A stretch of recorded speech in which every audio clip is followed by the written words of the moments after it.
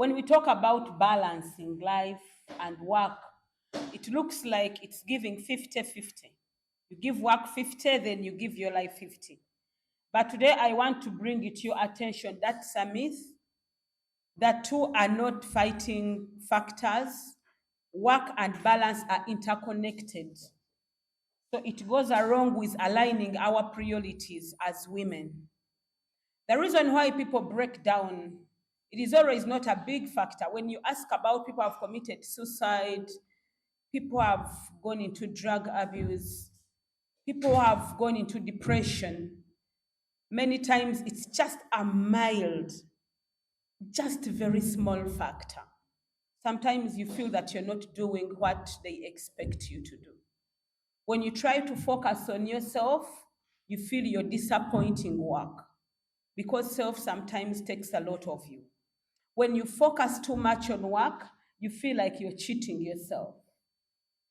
So when someone comes and say, learn how to balance, can't you learn how to balance?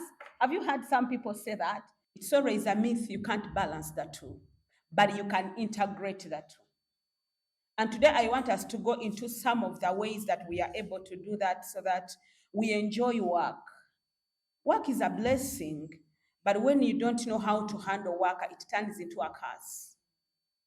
That is why you can lose your marriage. I wouldn't want anybody to lose your marriage because of work. You lose connection with your children, with your family. You lose yourself because of work. It always carries just a mindset of integrating work and life. You cannot be efficient at work when you're not efficient yourself. So when you're setting priorities, you have to make number one yourself. If I'm making my work plan for this month, Dr. Blessing is number one. If I'm allocating money on what I'm going to spend on, I'm number one. If I'm talking about time and how I'll handle my time for this week, I'm number one. The only permanent occupancy you have is yourself. And when you die with yourself. Master the art of saying no. Women, we have a weakness. Even when you're given a responsibility and you know you can't provide, you just say, I will try. You know, we are always called pushers and triers. We try. Everything a man cannot do, they say, trust Joanne is going to do it. But we have to learn when to say no, when we mean it, and when to say yes. Saying no to someone is saying yes to your well-being. Because sometimes where you say yes to please a person, you break yourself. Sometimes we say yes when we intend to also delegate the work. You told your boss that I will do it, I'll go there. Yes, I know I will do it because you trusted Blessing is going to do it for you. And when Blessing puts you down, you cannot go back to him to say, I failed to do it. Now, that internal conflict of failing to deliver is what breaks you down and you end up in depression. Women, we have to learn to reframe work. What is work? Work is not how much you do. Work is how many you touch. You can come and work from morning to evening, but everyone is cursing. Whoever entered your office goes cursing. Someone say, oh, Banang, that kind of a secretary, she's a hell. Everyone is saying she's a hell. And for you, see you're doing your best, but the issue is you always give what is inside you. As psychology, we find it that a person is who he is inside. You can't be beautiful on top when you're ugly inside, even if you put on a dress of 1 million. It is about who the real you is inside, and we can always tell the real you by when we come to you. So let's learn to reframe work and make our own definition. To you, what is work? Work is not coming to office so early, you sit in the chair, you answer the emails, you do this, and then it's lunch, you go for lunch and in the evening. No, work is how many people you touch on. How many people go pleasing you? How many people say, I met someone? That is impossible if inside you, you're not treated. That is why we have to reframe what we call work so that we are able to deliver efficiently at our workplaces. We have to learn the power of emotional intelligence. You must know that people are there where they are. They are not you. So you have to learn how to manage yourself and how to manage within where you are and the people who are there. There are people who are narcissists. Maybe they have sent you to a country and you reach there and trying to negotiate friendship, you realize they are not friendable. And that one makes you break down because you used to be in Uganda where you would go to gym, you go to sauna, you go to steam, you go to spa with a friend, and where you are, you look at people, even when you do them good, they don't love you. Have you ever tried to seduce someone and the more you do good, the more the person goes far? Learn to accept that people are different, even wherever you are. When you go to Rwanda, it won't be like when you're in Somalia. And it can't be like when you're in the US. The same way it can't be like when you are in Uganda. So you cannot start use the grades of Uganda to compare Rwanda. Neither compare Rwanda with Somalia. Neither compare US with Canada. You can't. You must learn that countries are different. They have different traits, different challenges, and different people mentored differently. So prepare your mind to be able to live and work with everyone, regardless of how they behave. You can't resign a job because your workmate is a backbiter, your workmate is a witch. I will decide not to drink your water. Just study the map of the people around you and where you are. Someone told me that when he enters a place, he goes near the main door to study. In case of danger, where am I passing? So for you, study. When these people come in, how am I going to respond? Be soft and slow to people. The reason why my heart is always broken is because I'm too high on people. I love so fast. By the time I realize the person I loved, oh God. So be slow. Learn a person and know now this is how I'll handle her. That will prevent the stress and depression you get from workmates and the new workplaces. Adaptability. You must learn how to adapt the new environments. You know, things are changing every day. We have to master evolving. You have to learn how to evolve in the new things that have come. You cannot keep complaining about the past generation in this generation. And you cannot compare the two. Neither can you use the solution of 2022 to solve the challenges of 2025. Even if you picked a solution of last year, it can't solve your challenges for now. Own your space, woman. Own your space. Have an innovative mindset.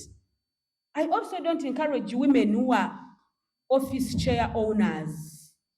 As women, we've been given many platforms and opportunities to be multitasked. You can be in office, but at the same time have something to bring in revenue. I don't support women who are entirely, the full comprehensive of you depending on 1 month's salary. And the excuse you give is that your work is overwhelming. Even me, my work is overwhelming. But I had to shake off the dust of being an office woman, and I had to do time blocks. Now let us have time blocks. Do you close this office at midnight? After office, where do you go? Oh, home is not going to save you to pay for a ticket, neither to take your children to international schools. So, as women, as mothers of a nation, transformers, influencers, innovators, wealth, thriving women, not complaining, we can make anything if we wanted. It starts with the mindset. So, number 2, you have to reassess. Reassess what you're doing. Measure the impact of what is coming out of you. You've worked for this entity for how many years? Reassess what you have added on an organization. If you see there is no value, don't wait to be terminated. If you are in my life and you're not adding value, why would you wait for me to check you? Terminate yourself. Reassess my relationship with you. I know that honestly speaking, I am not seeing us going somewhere. Try where you can find your blessing. One of the toppest factor to depression is pressure. Sometimes you are allocated more than you can do. Sometimes you are expected to deliver more than you can. Sometimes you have a lot of internal pressures and then external pressures crash with the internal. The internal pressures we have is, I am supposed, now I'm 40. I am 40 years, I'm supposed to have children, I'm supposed to have this, I'm supposed to have bought a plot of land, I'm supposed to have put a structure, I'm supposed to have someone. Now what if I get like a cardiac problem that needs to go to India? Who can sponsor me? I even have no saving. Like you have that internal pressure within you and you're working towards too much marathonly to see that you get everything in one day. You pick here, you pick here, you pick here, you end up doing wrong things. So now when the external pressure comes from your workplace or your bosses, you find you can no longer integrate, the brain is too much. Have you ever seen someone who really touches on the back of the head and is trying to support the head? You know why you feel you're supporting the head? Because the head is too much, it's too much inside. Your brain is like that bottle. Here we learned that you can create death for yourself, intentional death. You don't need even to buy poison. You can make it by crashing the engine of your heart. So this is a human being. Let's assume that this person is called, I don't want to use a name that you have here because you might start to nickname that person. This person is called Zoli. Okay? So this is how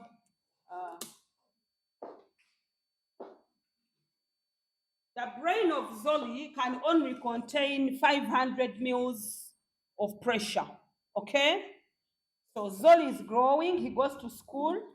There is still space for him to think. Okay? Get a job in any other organization, they terminate your contract, others are crying, but you can't cry because you still have space to think. As you are in Saudi Arabia, the bombs, the shootings are passing on top of your house. You're like, my God, I'm dying, but you still have space to what? You now age, you call your boyfriend, he tells you, you know what, I got busy, you realize I've chucked you, but you still have space to what? So you can't die and you can't crash because you're still a human being now. Now, it comes in what we call internal pressure. Now, this is what internal pressure does. The space you still had to think, this space you still had to think, it goes on. You see what is happening? You see what is happening? You can't contain, you still had space, but because you have internal pressure within you, you're conflicting. I'm beautiful. How comes men are not seeing me? For sure, with my beauty. Women who are ugly are getting wedded. For me, I'm not getting wedded. What? My children. I am a single mother. I have to pay school fees. What did I do to you, God? Oh, you see, that is how people break. So you come in the office, you're breaking. Everyone who passes by you, you say, you look at her. When your boss says, write for me this form, like this man, I think I'm a husband.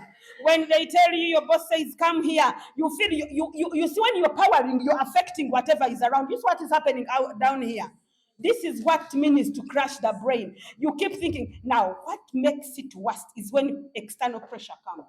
Now, meanwhile, you are crashing as an individual. Now, this external pressure comes. The politics of Uganda is changing. Anytime war, now it comes. You are still there, you fall in a new catch. The new catch starts to tell you how Ugandans, you are not manageable. You think he's going to chuck you. So, you've not died of cancer, you've not died of malaria, then you just wake up one morning.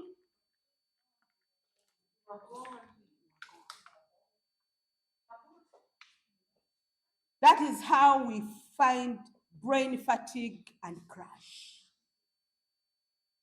But did you see how it started?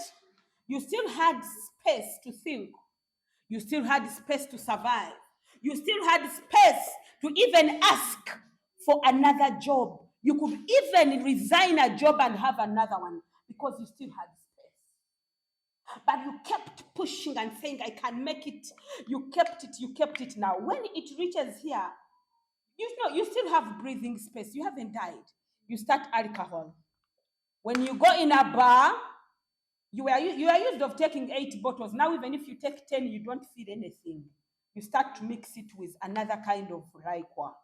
So as you are mixing liquors and what, you start to affect the internal organs. You affect your liver, you affect your spleen, you affect everything within you. And then they diagnose you, you're going to die. At the end of the day, you crash completely. And when you crash and go, they employ another person the next morning. The man you were striving for gets a new catch who is even better than you. The children you were crying to take in better schools continue schooling, but you are no more. Can we manage pressure?